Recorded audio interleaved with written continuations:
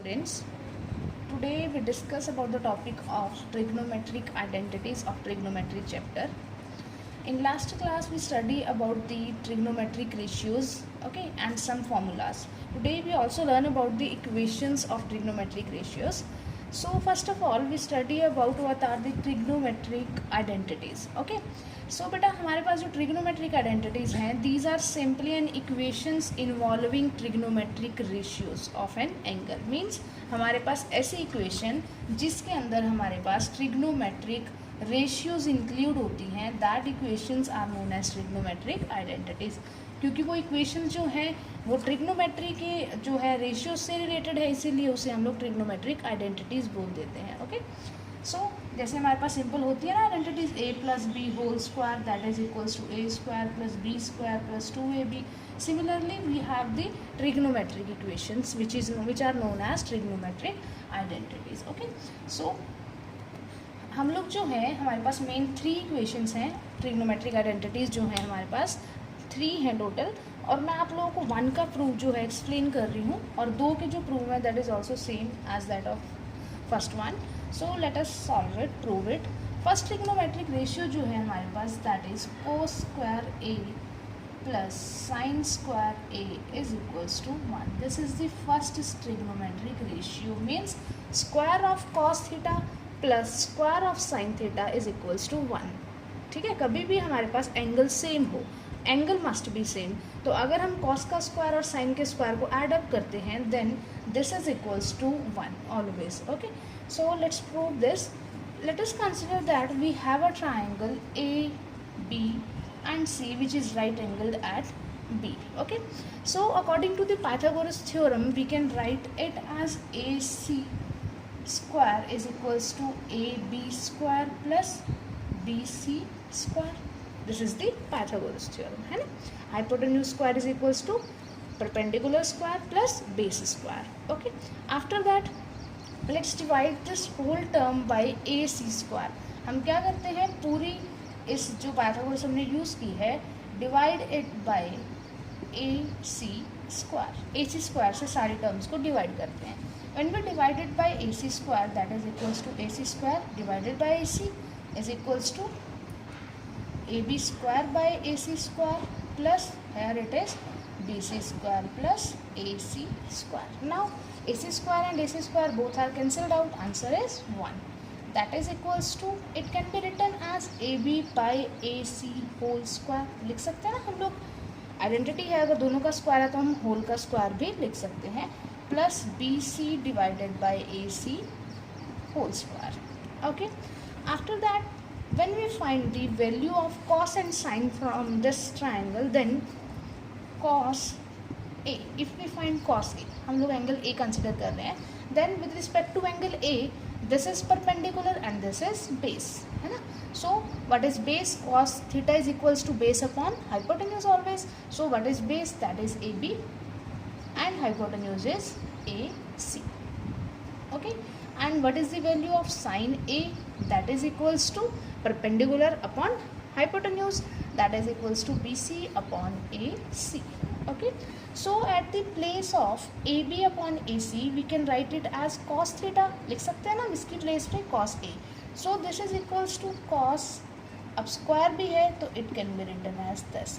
बेटा कभी भी हम लोग ट्रिग्नोमेट्रिक में स्क्वायर लगाते हैं तो हम कभी भी इसको ऐसे नहीं लिखेंगे cos A whole square, no, क्योंकि एंगल का स्क्वायर नहीं हम लोग करते हैं, हम लोग स्क्वायर करते हैं जो एंगल की वैल्यू है उसका. ओके, तो it can be written as cos square A, इसको हम बोलते भी ऐसे ही हैं.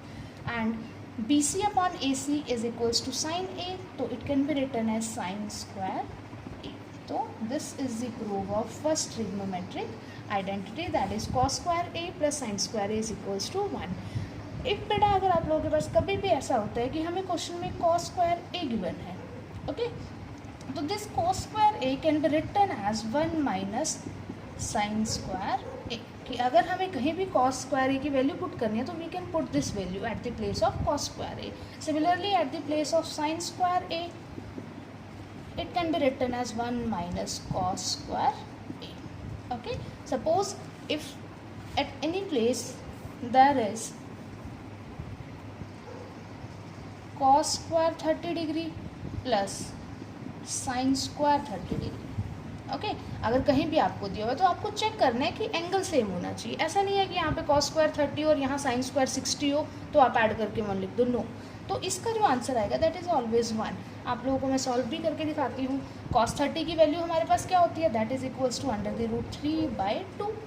इसकी स्क्वायर करना है क्योंकि स्क्वायर है हमारे पास। Then plus sine 30 is equals to 1/2, इसका स्क्वायर करना है। Then solve this, √3 square is 3 and 2 square is 4 plus 1 square is 1 and 2 square is 4। LCM is 4, ऊपर क्या बचा 3 + 1, this is 4/4 and answer is 1। Okay so this is the proof of this. Okay next trigonometric ratio, बेटा जो हमारे पास 2 trigonometric ratios और हैं उनका भी जो हमारे पास प्रूव है दैट इज़ ऑल्सो सेम। सिर्फ उसमें हमारे पास ये होता है कि एक बार हम बेस से डिवाइड करते हैं तो एक ट्रिग्नोमेट्रिक रेशियो मिलती है, अगर हम परपेंडिकुलर से डिवाइड करती हैं तो हम लोग दूसरी ट्रिग्नोमेट्रिक रेशियो मिलती है। Okay so I am writing here this simple the trigonometric ratios without this proof because you have to remind the trigonometric ratios only, not their proofs, ठीक है। and third trigonometric ratio is 1 plus cot square a is equals to cosecant square a। अब हमारे पास है कि इसका use कहाँ पे होता है, ठीक है ना। सबसे ज़्यादा जो हमारे पास यूज़ है इस ट्रिग्नोमेट्रिक आइडेंटिटीज़ का वो हमारे पास होता है बेटा क्वेश्चंस के अंदर, कि हमें जो है जब ट्रिग्नोमेट्रिक रेशियोज प्रूव करने के लिए आती है कि prove that this is equals to this, so there we can use this type of identities. Okay suppose अगर हमें क्वेश्चन में कुछ भी दिया होता है आप लोगों के पास, दैट इज़ एक्सरसाइज 8.4 में बेटा जो आप लोगों के पास क्वेश्चंस हैं, मोस्टली क्वेश्चन है प्रूव द फॉलोइंग आइडेंटिटीज़।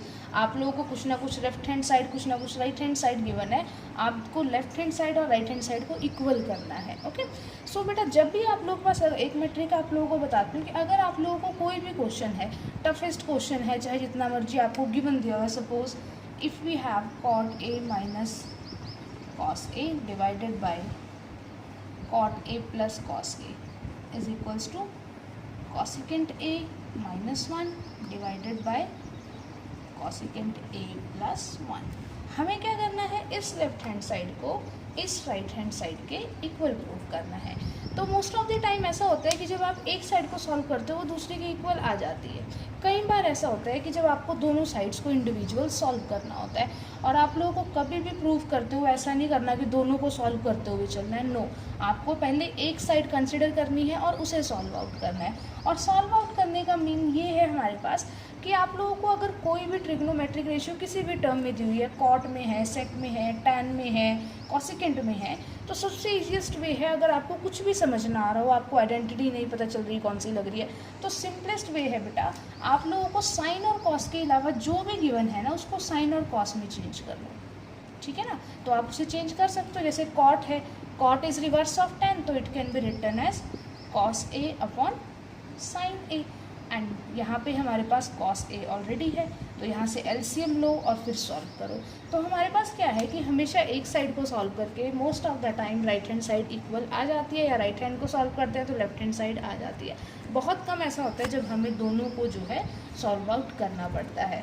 और this exercise that is 8.4 is the most important exercise, और ये अब की बार आपके सिलेबस में इंक्लूडेड है ना।